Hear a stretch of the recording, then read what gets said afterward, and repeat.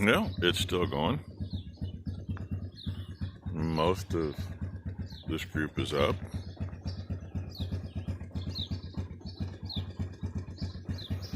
I see.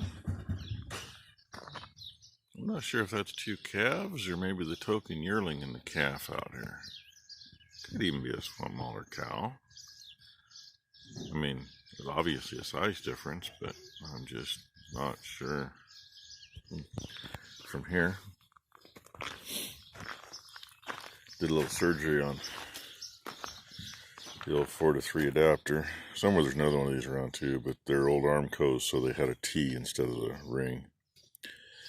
And when we put the ring on it, it went in just inside the openers up there enough that when the valve opened, it caught. We couldn't get it shut yesterday. I had to shut the pump off, and Ron took it apart and got it off. Yeah, actually had to take the riser off of the valve in order to get, number one, in order to get the valve shut, number two, in order to get this off. So, yeah, cut it off this morning, smoothed it up, took 3/16 or 1/4 inch off. It better be enough. Gonna have to be enough because I don't feel like going back up and doing it again. So I'm gonna go put it up and get the little Traveler strung back out and going again. And see what the day brings. I need to load a little bit of hay up on a truck and try to get it delivered. And we need to get some more feed ground and get the creep feeders out, which, we wanted to do that quite a while ago. And we need to kind of finish cutting hay. There's about 50 acres left, and then we'll be done cutting, I think. Since there's some other stuff we decided we're not going to touch. I mean, even some of you guys that are really desperate for hay, I don't think you'd touch it. It's like a field I did big bales in the other day, where we disked it with the big disc, and it got left, and it's volunteer, and yeah, it's just too friggin' rough to mess with. Not to mention what's there. Oh, looks about like that stuff right over here by those two bales. The better part of it probably looks like that. So, anyway. I've turned on easy. Didn't hit. I'm good with that. This is running back over where it did yesterday. Just because it puts it out so freaking little compared to the other one. And that looks like a bigger stream than it really is. I think that's only a 1/2 inch, maybe a 5/8 hole. Really can't do much more than that with that 2-inch hard hose. And that one's, not quite halfway across. And if I don't move, I'm going to get wet. I already got wet back at the reel.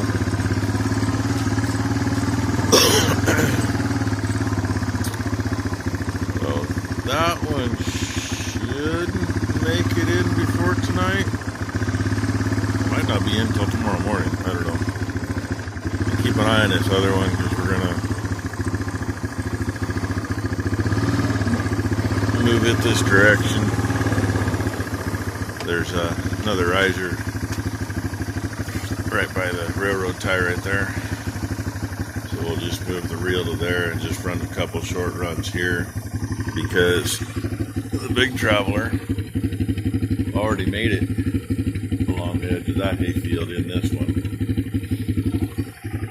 It's this one that hasn't gotten finished up yet, so we pull it clear out, run her twice, it'll be pretty even. Then I got to get some more pipe up here to do what I want to do. Pain in the ass. Would have been so nice if Dad would have thought about it years ago and put a little more underground in. But we'll take the little one and it'll do the lane and do this little piece here while the big one's trying to get everything back there done. And we'll probably get it back down to the bottom because we only went across that once with the little one and that just isn't enough water. So, onward and upward, right? It's life. Just lay in a cool spot. Baler bearings. The old moisture tester. I'm going to take that apart, see if I can find what's wrong. You know, maybe it's a broke wire or something. I don't know. One thing I noticed on the new one, this thing's got a fairly short, see if the battery will come out, fairly short wire to the battery. And it's really a pain in the butt.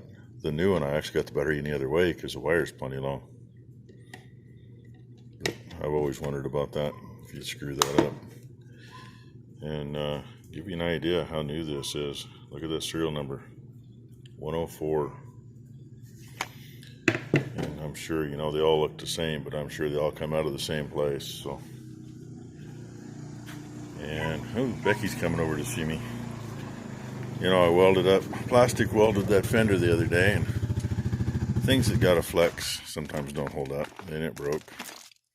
So I fixed her old school, laced her up with zip ties. It's solid. We like old school. Yeah, Becky says we like old school. Well, like us, cross on the front. On the back side, it's a cross this way, so you're holding straight together. Plus, you're holding on an angle, so it supports it better. That's a good fix, dude. Say hi, Becky. Hi, Becky. So, yeah, and hey, it's that weekend.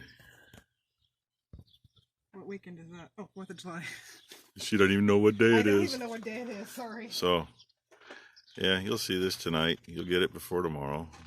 So in the middle of the video, everybody have a safe and happy 4th of July. Decided I better check a couple fields.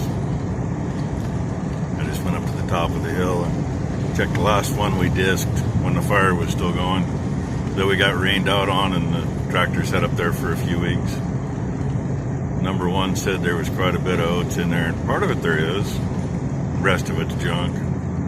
Not worth hay, not worth grain, but we'll go ahead and combine it. There'll be a bunch of grass seed in it, and it'll all go for feed.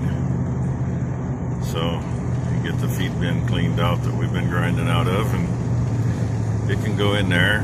It's pretty close to being ready too, which is early. The disappointing thing, right down here on the left,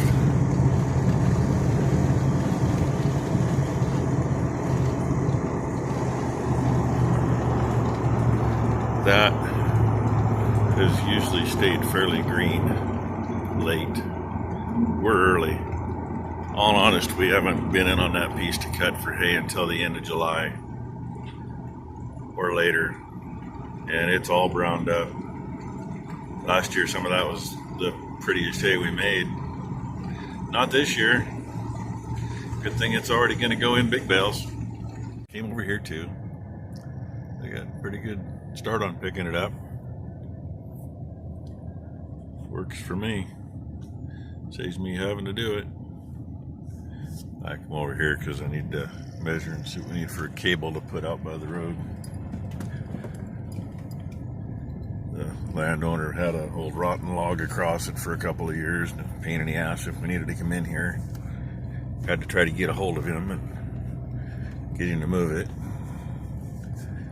Then this last time it got shoved out of the way a little farther, and so he took some smaller rotten crap and threw in there, and we spent about a half an hour picking all the busted pieces up.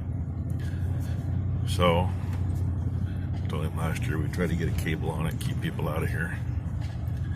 I think most of the people in here issues are people he knows. I mean, they got this so beat down in the last couple of years before this year that nothing grows in here worth a damn. But anyway, like I said, I'm gonna see what we need to put a cable on it. Figured I'll get you a little bit of a view. We're up above where we got the barn on the hill. Really, really, really hazy all the way around. I came up and checked that field. That's kind of like when I checked this morning. I think we're gonna leave it because there is actually some oats in it. It's gonna be crap, but it'll be oat and grass seed and whatever else in the combine, and it's gonna go straight into a feed bin and it'll get ground up.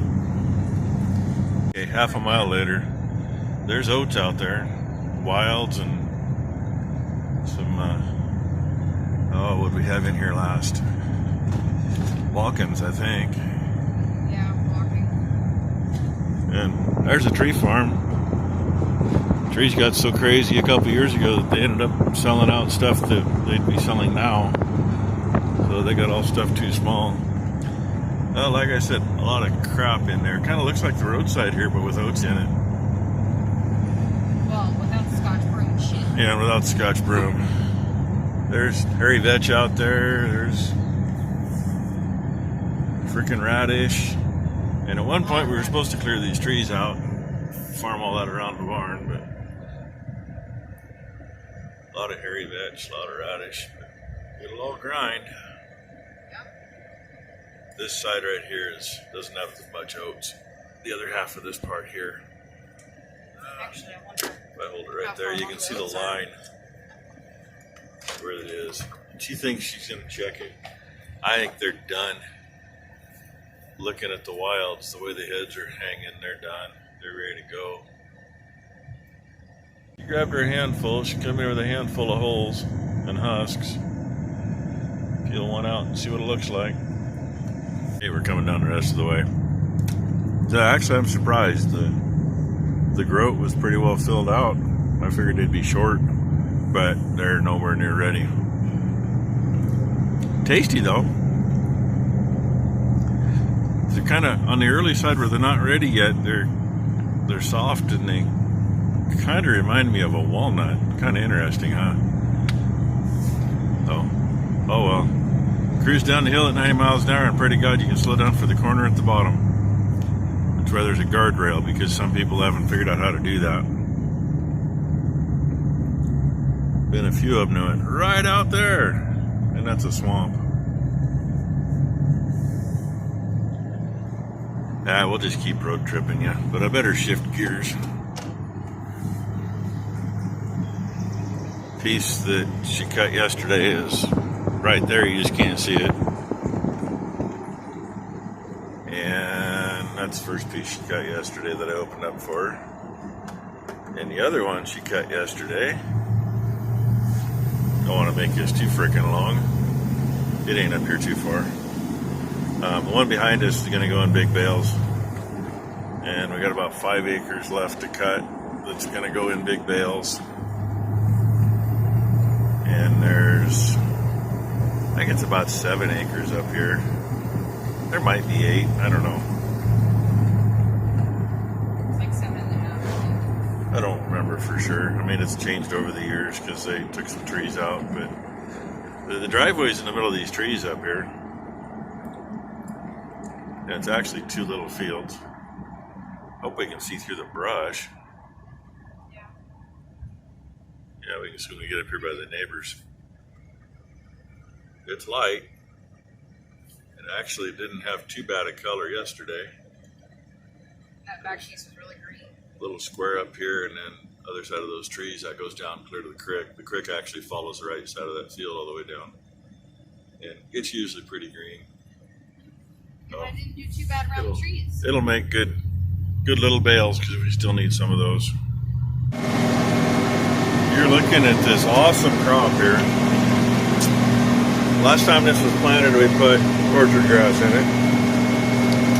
It didn't work out the greatest because unfortunately orchard grass, this part of the country, if you don't get in May and get a cutting off of it, it gets coarse and rank, and you know, most critters don't want to eat it. Even the cows decide they don't want to eat it.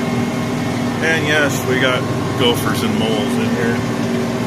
This is one of those fields that's kind of out of sight, out of mind. And oh, hey, look, there's some orchard grass.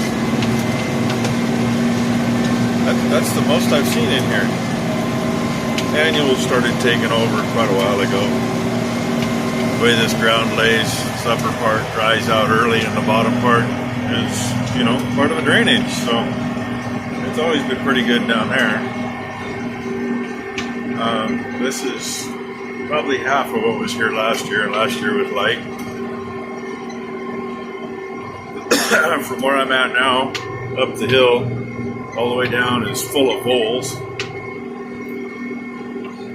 And then the moles and the gophers at the other end. So I think this is going to get worked up this year. We've kind of left it because, you know, it costs a little money to do that kind of stuff. And we've usually gotten enough hay off of it to make it worthwhile. I don't think this year it's freaking burned up pretty good. So, but biggest thing I wanted to tell you is this is the very last piece. You seen us looking at the other one up on the hill where the barn is. And, I mean, that was just last fall. It's rough. I did a little patch there close to home that was the same way, but it actually had something to it. And that up there's got enough oats on it to make it worthwhile, I guess. Probably won't pay the rent, but at least feed some calves. And I don't care if there's grass seed in the tank. It all runs through the grinder. It all makes feed. I mean, guys, buy grass seed pellets for God's sakes. It's got decent protein in it. And the other thing, we got a leak on this tractor.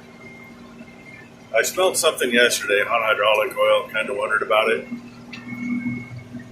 Right underneath those, well, actually right there, straight down, where the remote valves got onto the side of the transmission. Near as I can tell, there must be an O-ring in there, and it's on the return side, so it only leaks when you're actually using the remotes.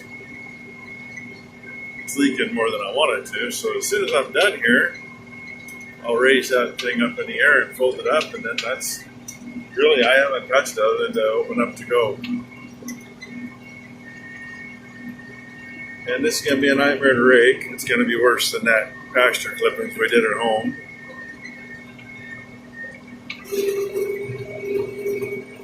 Because it ain't worth bringing the other rakes up. And I really don't want to sit on a little 135 up here in the dirt in the heat for a couple hours. So I'll probably end up raking this with big rakes, just one-sided.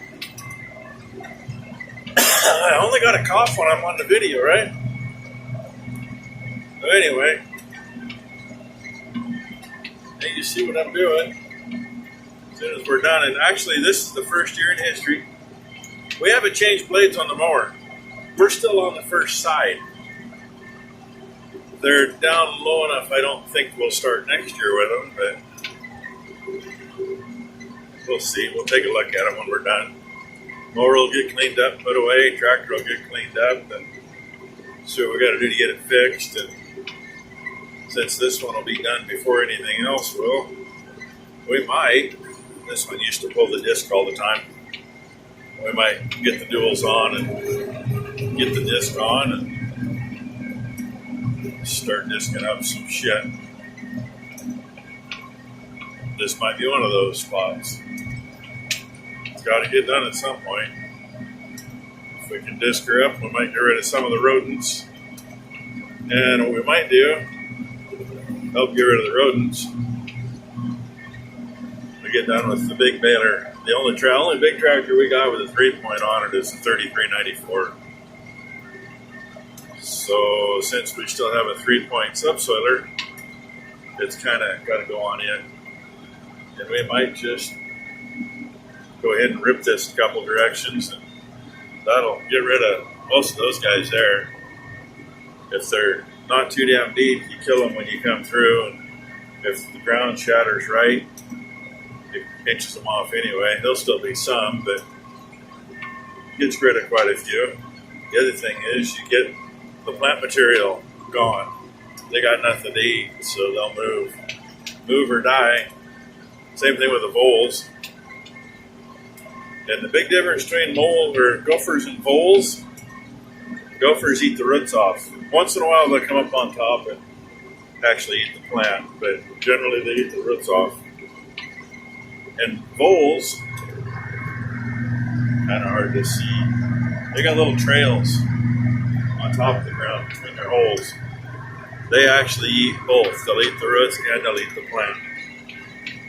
They like to get a hold of the plant, get the seed head, and bring it down underground and enjoy it. Usually I would raise that right now, but with my leaky, I'm not going to. We put a gallon of oil in this morning, actually a little over a gallon. And where she cut earlier was actually 2 fields, but she got to lift it a few times, getting through places. And she got back, we put right at 2 gallons in, which got it a little bit over the full mark. So as long as I don't touch it, I might still be full when I get done. I hope so. Freaking High Trend has gone way up in price. Last bucket we got was, I don't know, first part of the year, maybe a month or 2 in, $80. Bucket this morning, $101.80. Or no, $100.80. Add on to that our governor's wonderful pat her pocket tax, because she thinks anything we buy for parts or supplies deserves to be taxed by her. And it was $101.57 or something like that. And hey, look at that. All I got is 1 corner left. Well, I'll finish this corner. If I turn back over here, I can. And fold her up and go home and put the video up for y'all. Because it's almost that time. And yeah, I'm going to screw up my windrow because I'm going to do it like this and just leave it down. And I couldn't make the corner without missing some. And really, I don't care what the windrows look like. By the time I'm done raking, you'll never know it. So hey, I hope you enjoyed the not only jittery video, but the bouncing around. And everybody have a safe and happy Independence Day, aka 4th of July. And oh, I didn't say anything for our Canadian friends. I'm a little late on it, but happy Canada Day, guys. Appreciate your channels and appreciate those of you that watch. Thanks for watching, everybody. You can see it or not, but there's where it's running, coming from the inside of that valve pack. Appears to be down in there somewhere. But it's only doing it when you're actually moving a lever. So, yeah, that's my story and I'm sticking to it.